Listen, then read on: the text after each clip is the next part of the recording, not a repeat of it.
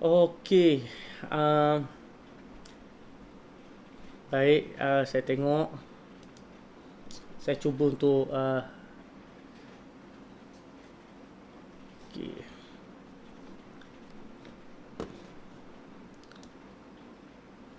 Saya cuba untuk kembali dan saya cuba untuk sambung. Okey. Sebab okey. Saya cuba untuk kembali dan saya cuba untuk sambung sebab masalah line Unify, saya dimaklumkan mereka mempunyai pertamanya sekali pengguna yang sangat tinggi sejak PKP ni, maka line sangat sesak. Itu yang pertama. Dan yang kedua yang saya difahamkan, mereka berdepan dengan masalah teknikal. Jadi disebabkan masalah yang teknikal itu tadi, maka sebab itulah maka line selalu terganggu. Itu yang saya difahamkan lah. Tapi tak apa, nanti saya akan tengok video pertama tadi dekat Facebook tadi, rasanya ada dirakam. Saya akan gabungkan dengan yang kedua ni. Okey, saya akan upload semula sekali lagi. Saya akan jadikan dia satu video yang lain supaya bila katakan anak tuan-tuan dan puan-puan nak tengok semula, tengok video yang saya dah edit supaya nampak lebih smooth. Okey. Dan bagi mereka yang sedang melihat ni, kena bersabar. Bukan bersabar sebab apa? Sebab kita memang ada masalah gangguan dari segi internet daripada sebelum ni lagi. Okay. Alright. Okay.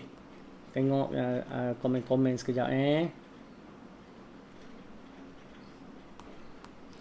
Okay, kita dah ada balik, ada dalam 12 orang dah masuk balik. Okay.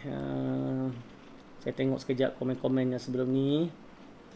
Akilah lain tak okey. Okay.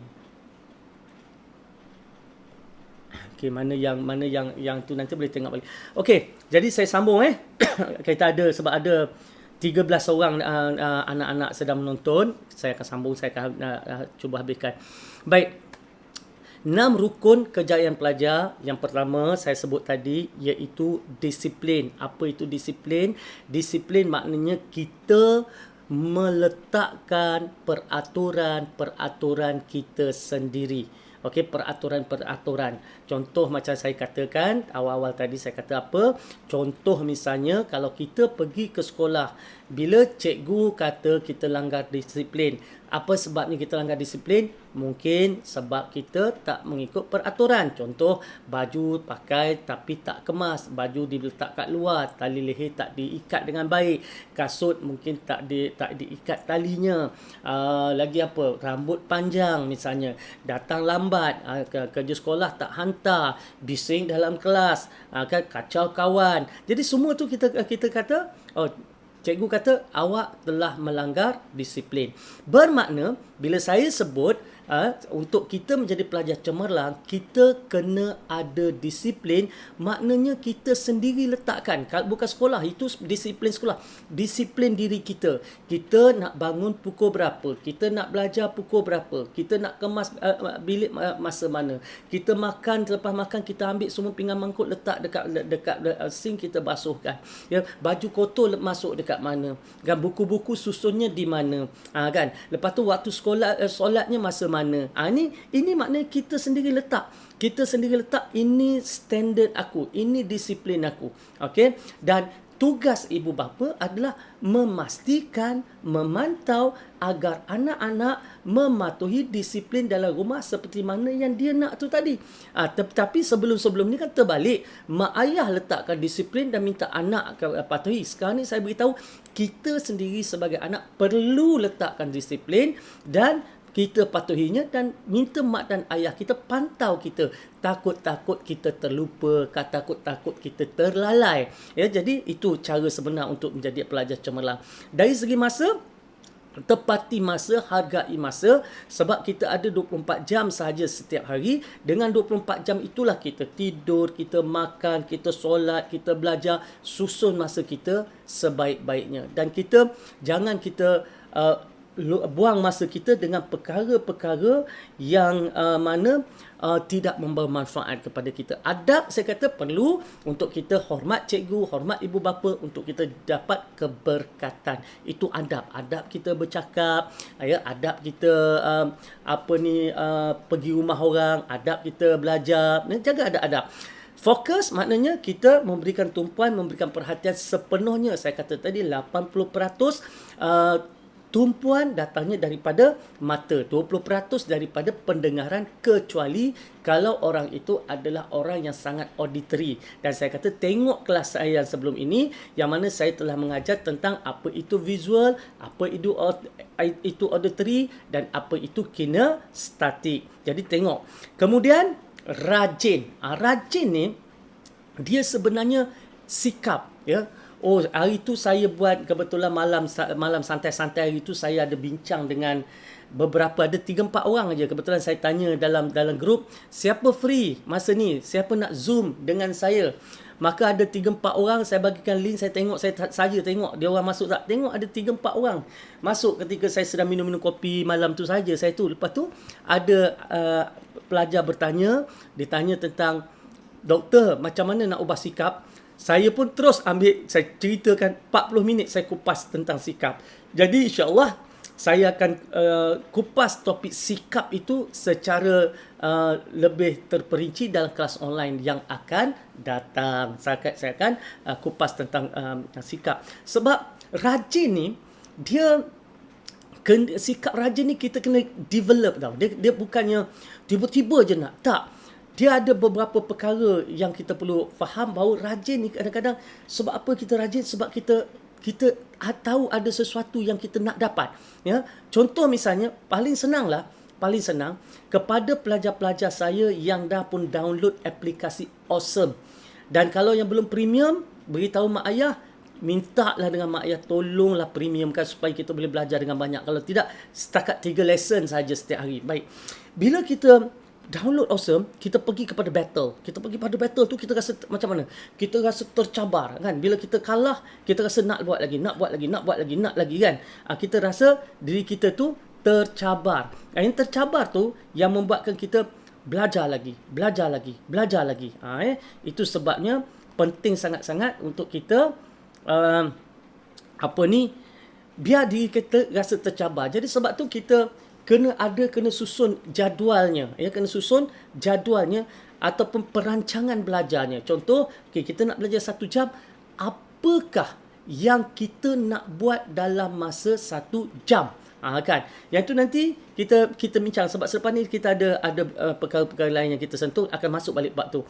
Bertanya maksudnya tadi, kita kena berani bertanya. Kenapa ramai pelajar takut nak bertanya? Sebab dia tidak fokus, dia tak beri tumpuan dalam kelas.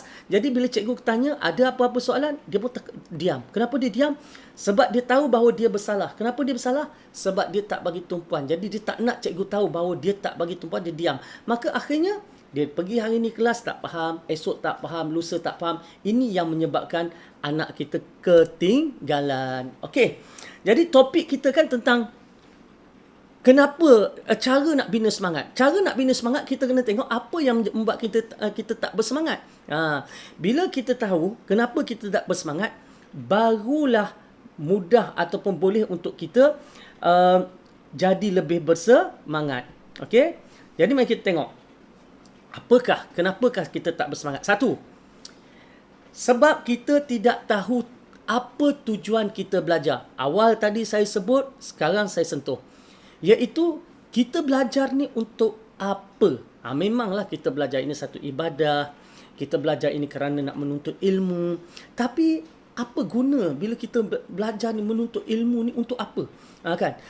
Sebenarnya kita belajar menuntut ilmu ini untuk diguna pakai dalam kehidupan kita. Contoh sekarang kita berdepan dengan isu COVID-19. Satu jenis virus, coronavirus yang baru, yang sehingga hari ini belum ada ubat, belum ada antiviral dan belum ada vaksin yang betul-betul mampu membunuh virus-virus ini ataupun mengawal virus. Setakat ini masing-masing klaim ada, tetapi sejauh mana kita tak tahu lagi. Baik, bayangkan kalau kita tidak ada orang yang belajar jadi doktor. Bayangkan kalau kita tidak ada saintis. Bayangkan kalau kita tak ada microbiologist. Kan? Apa nak jadi dengan kehidupan kita apabila kita berdepan dengan satu ujian yang sebegini? Maka siapa yang nak mengkaji? Siapa yang nak mencari ubat? Siapa yang nak bantu kita? Siapa yang nak rawat kita? Maka sebab itulah, bila kita tengok, bila kita belajar, kita duduk di sekolah, ya, belajar ABC, belajar 1, 2, 3, belajar sifil, belajar sains, belajar bahasa, semuanya itu adalah untuk membentuk kita menjadi orang yang berilmu, dan kemudian bila kita besar nanti, kita tingkatkan lagi pembelajaran kita ke peringkat yang lebih tinggi, dan kita lebih tinggi lagi, kita spesifik kepada satu-satu bidang supaya kita dapat menyumbang kepada perkembangan tamadun kemanusiaan. Kan? Maknanya satu hari nanti kita berjasa kepada umat, kepada manusia. Ini yang kita kata hidup yang dikatakan sebaik-baik kehidupan, ya, iaitu yang beribadat kepada Allah. Ni beribadat bukan setakat solat, sembahyang, puasa, zakat. Ini adalah merupakan satu sumbangan yang besar. Bayangkan ada saintis tak tidur malam mencari vaksin, kan, tak tidur malam sampai kepada akhirnya dia menemui vaksin untuk virus ini, dan dia menyelamatkan jutaan nyawa. Adakah kita fikir kalau dia tu Islam, maka takkah kita fikir dia ini pasti insya-Allah berakhir di syurga Allah yang cukup hebat? Sebab apa? Sebab dia telah mengabdikan seluruh kehidupan dia mencari ilmu, belajar. Okey, nak menjadi pakar saintis dalam bidang sebegitu, mungkin dia menjadi seorang pakar microbiologist ataupun seorang doktor misalnya, seorang saintis. Nak dapat ke tahap itu kena masuk universiti. Nak masuk universiti, maka kita kena dapat SPM yang bagus. Nak dapat SPM yang bagus, nak dapat, kalau tak semua A pun, sekurang-kurangnya A ataupun keputusan kita mampu membawa kita ke peringkat belajar, ke peringkat universiti. Nak dapat SPM yang bagus, kena belajar. Nak dapat SPM yang bagus, PT3 kena bagus, UPSR kena bagus. Kalau nak jadi saintis, kena ambil aliran sains. Daripada sekarang, UPSR, sains kena bagus, matematik kena bagus. Nampak saya bawa daripada hujung, saya bawa kepada usia anak-anak sekarang. Kenapa kita belajar? Jadi kita kena tahu tujuan kita belajar. Ya. Yang kedua, kenapa kita tak semangat belajar? Sebab kita tak letak sasaran belajar. Maksudnya tadi kita duduk, kita pegang buku, kita tak ada jadual, kita duduk, kita tak tahu apa kita nak buat. Belajar perlu ada sasaran. Contoh lepas sahaja dengar video saya ni, kita pun balik nanti kita nak duduk dekat kursi nak belajar. Bila kita nak belajar, masa tu kita dah kena ada sasaran. Okey, aku nak belajar apa? Nak belajar subjek apa? Jadualnya apa? Pagi tadi aku dah buat matematik. Petang ni patut aku belajar apa? Oh, belajar sains. Ikut jadual, malam nanti belajar sejarah. Jadi kita dah atur susun jadual belajar. Baik, nak belajar, nak baca buku apa? Kita dah tengok, ada 3 buku yang kita dah letakkan. Nak mula bab berapa? Kita tulis dah hari ni nak belajar bab berapa. Maknanya kita ada sasaran. Maknanya kita nak belajar dalam masa 1.5 jam. Kita nak belajar subjek sains. Kita nak bermula untuk bab yang kelima. Kita ada 3 buku yang berbeza-beza yang kita perlu baca, kita perlu cover dalam masa 1.5 jam. Dan kita apa yang kita nak cara nak belajar dan sebagainya tu, nanti tengok video yang lepas, dan nanti akan ada lagi video-video yang akan datang tentang perancangan kita untuk belajar tu tadi, ya. Baik. Kita tak ada semangat sebab kita tak faham apa yang dipelajari. Tetapi biar saya beritahu, kalau kita ni dah tahu, kalau kita ni dah faham, kalau kita ni dah pandai, buat apa belajar? Tak payah belajar lah, jadi cikgu lah, betul? Tetapi kenapa kita belajar? Sebab kita tak tahu. Kita tak tahu, sebab tu kita belajar. Kita tak pandai, sebab tu kita belajar. Kan? Maka bila kita tak belajar, tiba-tiba kita tak faham, itu adalah adat dalam belajar. Adat, bukan adab. Adat. Okay? Adat dalam belajar ialah tak faham. Tetapi kita perlu ada satu strategi, iaitu bila tak faham apa perlu dilakukan. Kalau tak silap saya dah pesan setiap pelajar kena ada satu buku kosong. Dalam buku kosong tu perkara-perkara yang kita tak faham tolong senaraikan. Okey, petang ni nak belajar sains, kita tak faham apa, tak faham formula, tak faham istilah, tak faham rajah, tak faham ayat, tak faham soalan, tulis dalam buku kosong kita perkara-perkara yang kita tak faham, senaraikan. Kenapa kita perlu senaraikan? Sebab kalau kita tidak senaraikan apa yang kita tidak faham sekarang, bulan depan kita lupa dah. Bila kita lupa bulan depan, bila kita nak belajar bulan depan, kita dah tak ingat apa yang kita tak faham pada hari ini. Bila kita tak ingat, kita dah tak boleh nak perbaiki, kita dah tak boleh nak atasi, kita dah tak boleh nak selesaikan. Jadi tolong jadikan satu disiplin. Setiap perkara yang kita tak faham, tolong tulis, tolong senaraikan. Ini saya ingatkan berkali-kali, malah anak saya pesan berkali-kali. Tetapi sebab benda yang tak dijadi habit, kadang-kadang dia tak buat. Saya kata buat. Sebab apa? Ini akan memudahkan kita belajar. Yang mana kita nampak apa yang kita tak faham. Jadi kalau tak jadi habit, itu yang kita duduk simpan semua perkara tak faham dalam kepala. Jadi tolong senarai supaya kita tahu sejauh mana kita menguasai satu-satu subjek. Okey? Kena letakkan sasaran belajar dan kena faham apa yang dipelajari. Kalau tak faham, tolong tulis. Bila dah tulis tu, senang untuk tanya. Tanya dengan cikgu, online dengan cikgu, tanya dengan kawan, online dengan kawan. Ya, boleh kita bertanya. Kemudian, kenapa kita jadi hilang semangat belajar kadang-kadang itu? Sebab kita tak dapat selesaikan. Soalan diberi, kita tak boleh nak selesaikan. Kita jawab, tak jumpa jawapannya. Semak dengan belakang buku, jawapannya salah. Kan? Tak betul apa yang kita jawab. Baik bila kita tengok kita nampak bahawa tak boleh nak buat, kita akan hilang semangat dah. Oh, ni malas nak belajar, kita kata. Mak kata, kenapa ni?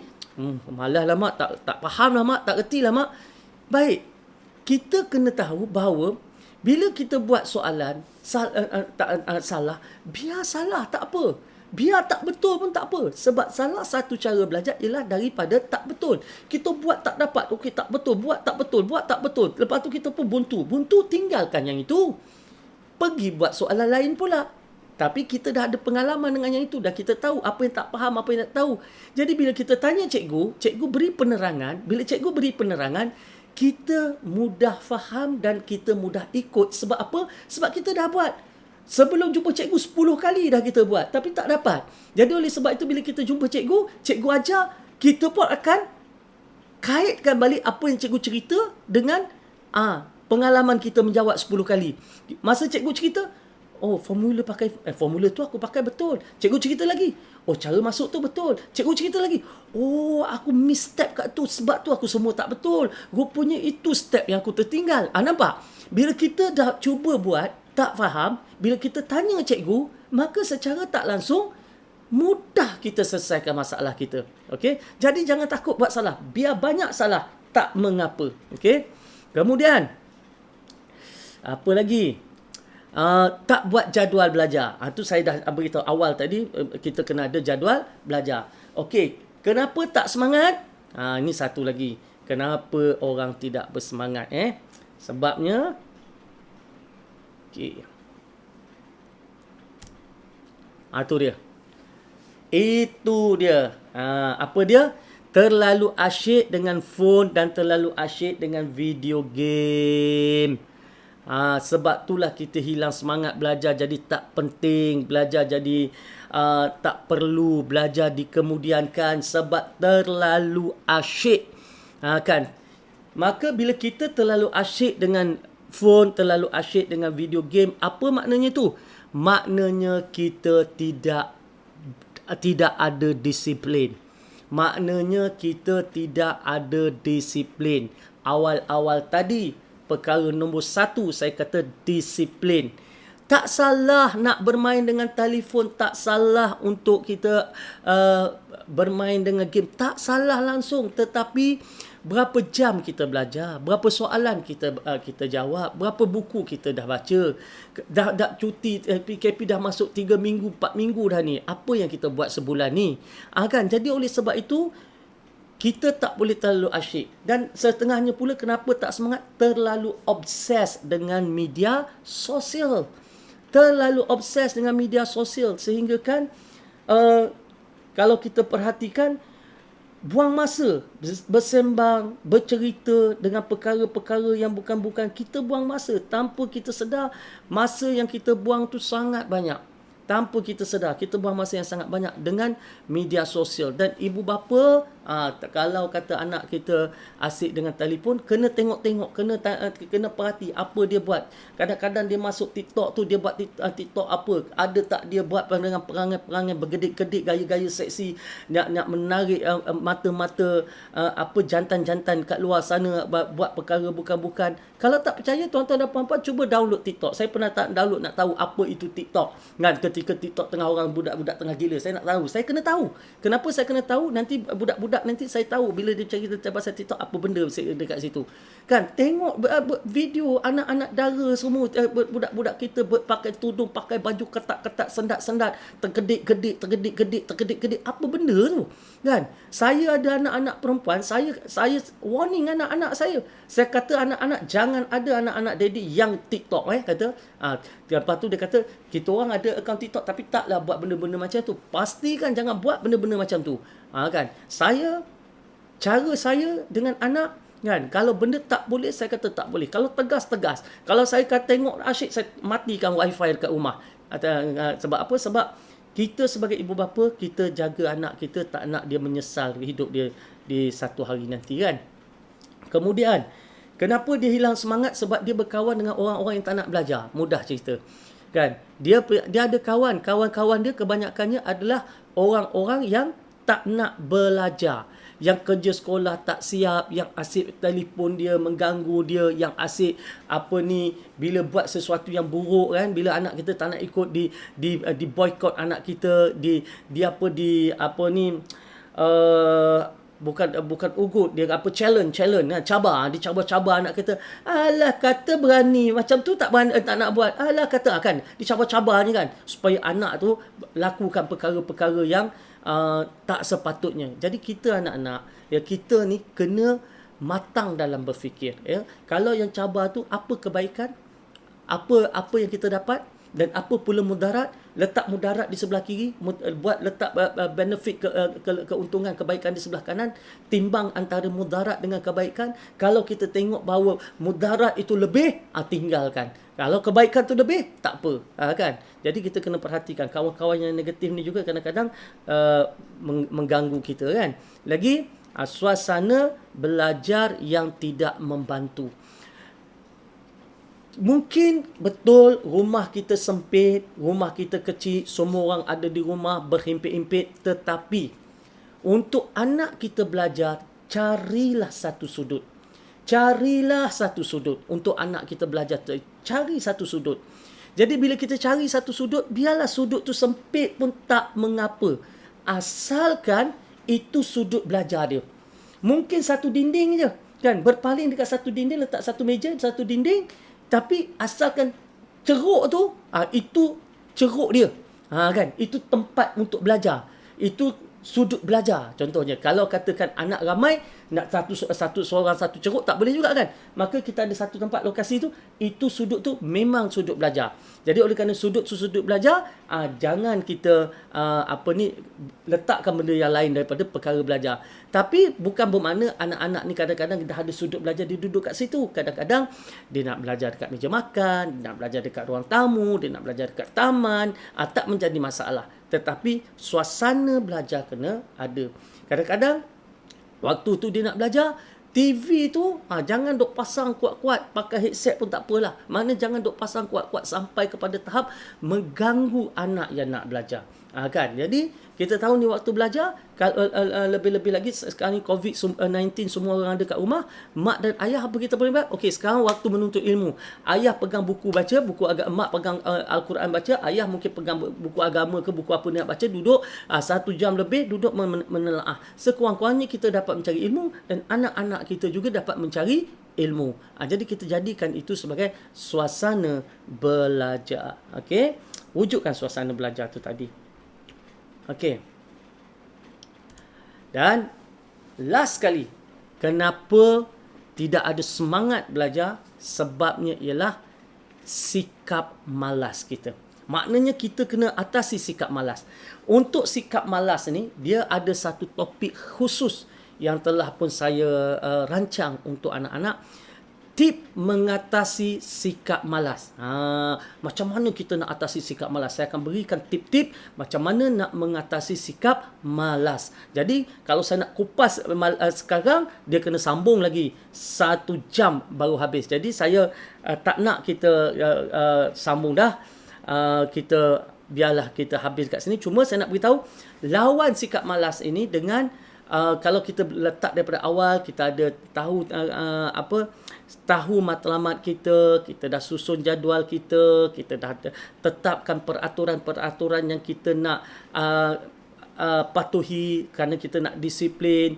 Okey, kita belajar, kita ada buku kosong untuk kita tulis perkara-perkara yang kita tak faham. Ya, buat benda-benda tu semua kan, kita belajar guna kaedah VAK yang saya dah terang sebelum ini.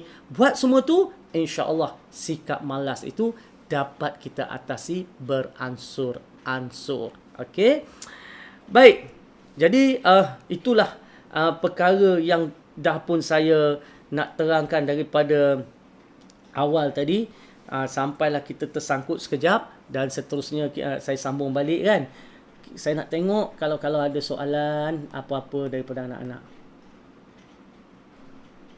Komen.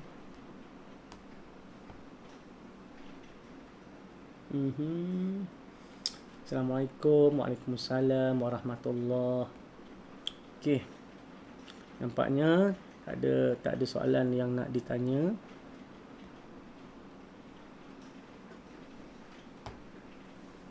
Okey.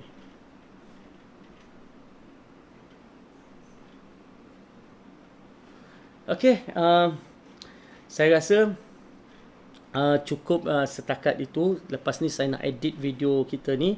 Selepas saya selesai edit, saya terus upload petang ni. Kalau kata petang ni saya edit, saya tengok, saya ambil part yang penting-penting, saya akan edit dan saya akan upload balik dan mintalah kepada anak-anak untuk review balik apa yang telah saya sentuh sepanjang hampir 1 jam saya online ni tadi. InsyaAllah kepada anak-anak, kita akan jumpa lagi. Sekian, wabillahi taufiq wal hidayah. Wassalamualaikum warahmatullahi wabarakatuh.